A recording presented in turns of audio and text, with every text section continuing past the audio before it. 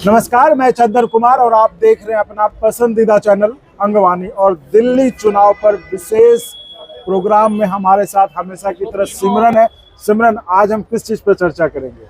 आज हम 2-3 मुद्दों पे चर्चा करेंगे। एक तो हमारे पीछे हमारे देखने वालों को पीवीआर दिख रहा है और इमरजेंसी का पोस्टर दिख रहा है।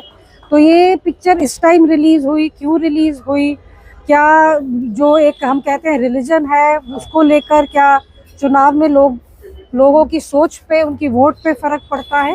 और ये बहुत बड़ा मुद्दा है। जिस तरह से देखिए, इमरजेंसी की फिल्म की टाइमिंग को लेकर भी काफी चर्चा हो रही है। आखिर इस वक्त जब दिल्ली के लोग वोट डालने के लिए जा रहे होंगे, उसकी तैयारी कर रहे होंगे और पार्टियों का प्रचार चरम पे होगा, तब इस फिल्म का आना, रिलीज होना लेंगे। तो आज हम इसी पे चर्चा करते हैं कि क्या इस तरह के मुद्दे, चाहे वो इमरजेंसी में देखिए सारे इनपुट हैं जो कि कभी न कभी जो है देश में अपनी राजनीति में मुद्दा रहे, चाहे इमरजेंसी हो, चाहे इंदिरा गांधी की हत्या के बाद जो है वो सिख राइट्स हो, या फिर ऑपरेशन ब्लू स्टार वगैरह, जिसको लेकर पंजाब में भी फिल्म को ये लग रहा है। तो क्या लगता है, इसका असर होगा लोगों के वोटर? क्योंकि दिल्ली के वोटर तो काफी पढ़े लिखे समझदार हैं, तो उनको क्या इन चीजों का असर होगा? देखिए, 2-3 चीजें हैं चंदन। जैसा आपने कहा कि इसका जो टाइमिंग है रिलीज का, तो वो थोड़ा दिल्ली इलेक्शन होने वाले हैं, आप ये पिक्चर ले आए हैं। अब ये पिक्चर बनाई कंगना ने है, पर कंगना भी मेंबर ऑफ पार्लियामेंट है, बीजेपी की मेंबर ऑफ पार्लियामेंट है। हम ये भी देखते हैं कि इस पिक्चर में जो हमको रिव्यूज दिखे हैं कि इंदिरा गांधी को कुछ अच्छी तरह ज़्यादा, जिसको हम कहते हैं एक पॉजिटिव लाइट में पेश नहीं किया है।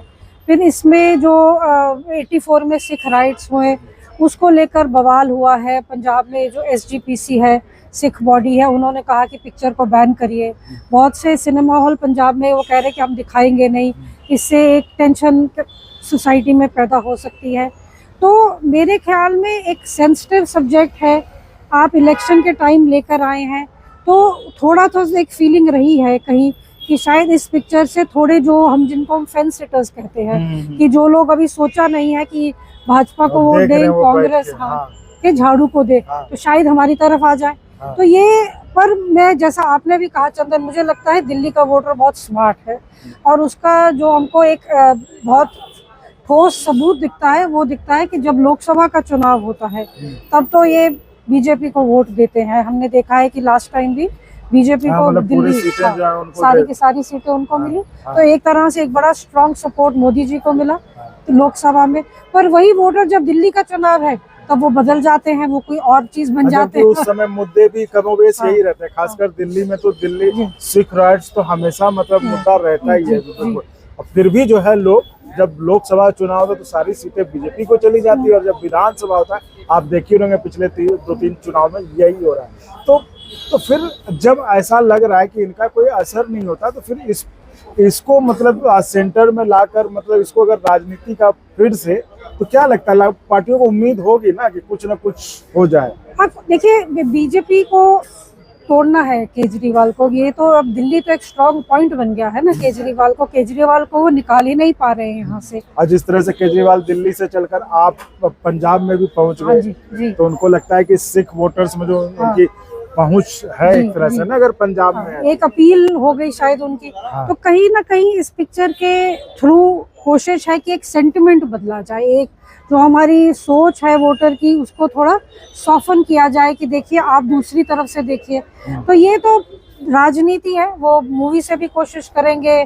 आपको जो फ्रीबीज दे रहे हैं, अब जो बीजेपी का मैनिफेस्टो आया है, केजरीवाल ने कहा है कि ये तो कह रहे हैं कि हम केजरीवाल का ही काम करेंगे, तो केजरीवाल भी हंस रहे थे कि फिर केजरीवाल को ही ले आइए। तो ये तो सत्ताबाजी है, इसमें ये इमरजेंसी जैसी पिक्चरें भी आएंगी, फ्रीबी भी आएंगे, और अब कह रहे हैं कि हर झुग्गी को हम घर बना देंगे। तो जहां हम इन सब फैक्टर्स को ले रहे हैं, वहाँ इस फैक्टर को भी लिया जा रहा है कि शायद इस पिक्चर को देखने वाले भाजपा को वोट कर दें। फिर आपको क्या लगता है, जैसे आप तो खुद पंजाबी हैं आप, तो आपको क्या लगता है, आप ये मुद्दा क्या आपके आसपास, आपके घर में क्या ये मुद्दा अब रहा? क्योंकि इतना सालों बीत गए। प्रधानमंत्री जब मनमोहन सिंह थे, जो फॉर्मर प्राइम मिनिस्टर थे, उन्होंने माफी भी मांग ली सिखों से एक तरह से वो जाके। अब तो एक तरह से क्या आपको क्या लगता है, जो आपकी चर्चा होती होगी अपने लोगों में, रिश्तेदारों में, समाज में, इधर उधर, तो क्या अब भी सिखों के लिए ये मुद्दा है? मेरे ख्याल में देखिए, मुद्दा तो है और रहेगा। क्योंकि 84 के बाद कोई जस्टिस नहीं हुआ। ऐसा अच्छा। नहीं है कि जैसे अब हम जगदीश टाइटलर को देख लीजिए, इनको कोर्ट ले गए हैं, अभी एक जो प्रोसेस है लीगल वो चल रहा है।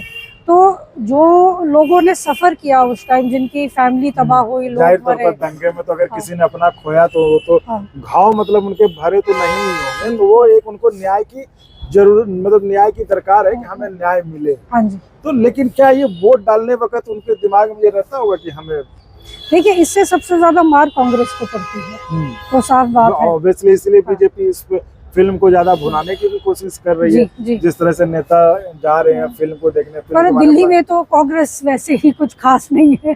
तो सवाल ये भी है चंदन कि अगर इस फिल्म के से आप कांग्रेस के वोटर तोड़ रहे हो, तो पिछली बार तो कांग्रेस को 0 सीट मिला है। अब तो वो वोटर एक तरह से कहिए आपके पास शिफ्ट हो गए ना, क्योंकि आप देखिए पंजाब तक चली गई, तो पंजाब में भी सिख वोटर्स, तो आप तो बीजेपी को ये लगता है ना कि आप जो है उसने सिख वोटर्स पे उसकी पकड़ है, क्योंकि दिल्ली से होते होते ये पंजाब तक चली गई।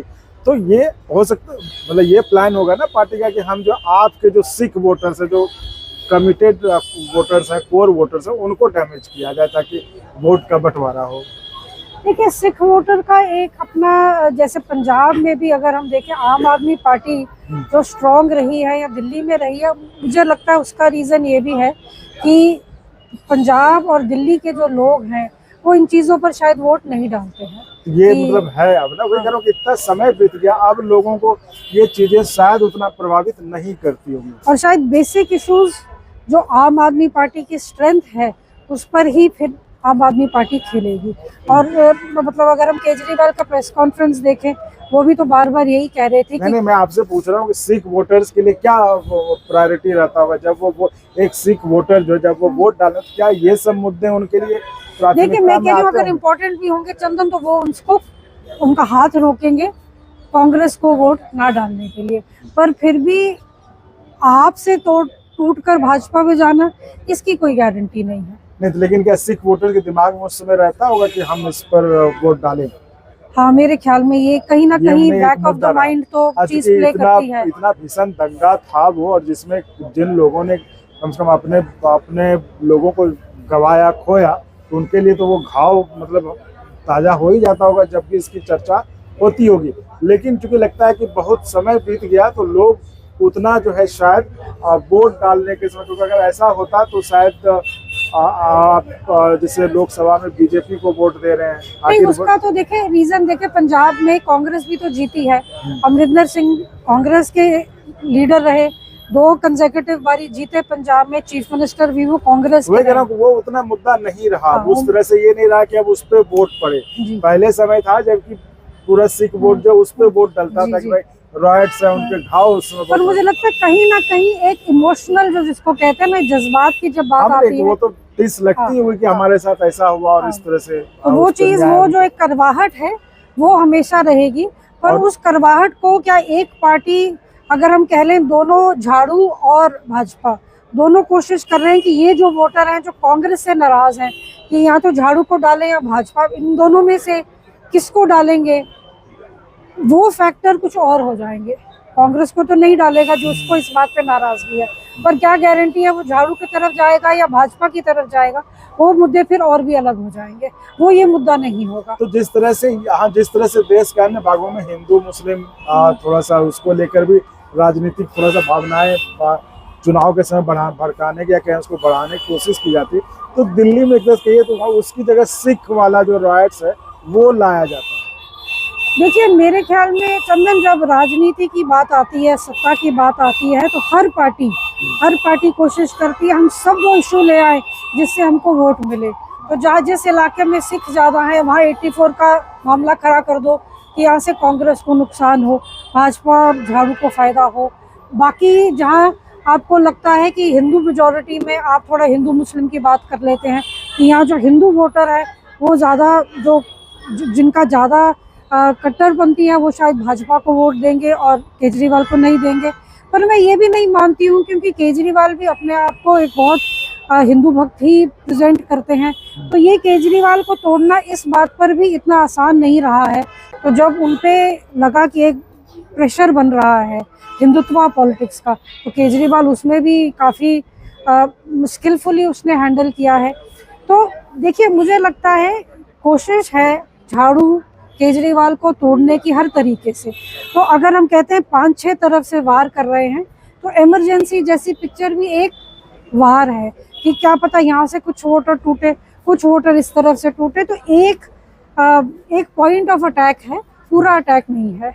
तो ये थी हमारी खास बातचीत फिल्म दिल्ली चुनाव के बीच इमरजेंसी फिल्म के रिलीज होने की टाइमिंग पर, जिसको लेकर के काफ़ी चर्चा हो रही है। लेकिन फिर भी ये तो वक्त जब लोग वोट डालेंगे और जो परिणाम आएंगे तभी पता चलेगा कि आखिर उनके लिए वोट डालने के समय मुद्दा क्या था। तो इस वीडियो में फिलहाल इतना ही। आप ऐसे ही चैनल को लाइक शेयर सब्सक्राइब करते रहें और संभव हो तो ज्वाइन भी करिएगा, जिससे हमें आपके लिए और गुणवत्तापूर्ण कंटेंट के निर्माण में मदद मिले। धन्यवाद। Thank you. और अगर आपको अच्छा लगा तो एक बार और आपको मैं कहना चाहूँगा कि आप इसको प्लीज़ सब्सक्राइब और शेयर करते रहें, ताकि हमारा भी मनोबल और सपोर्ट बना रहे।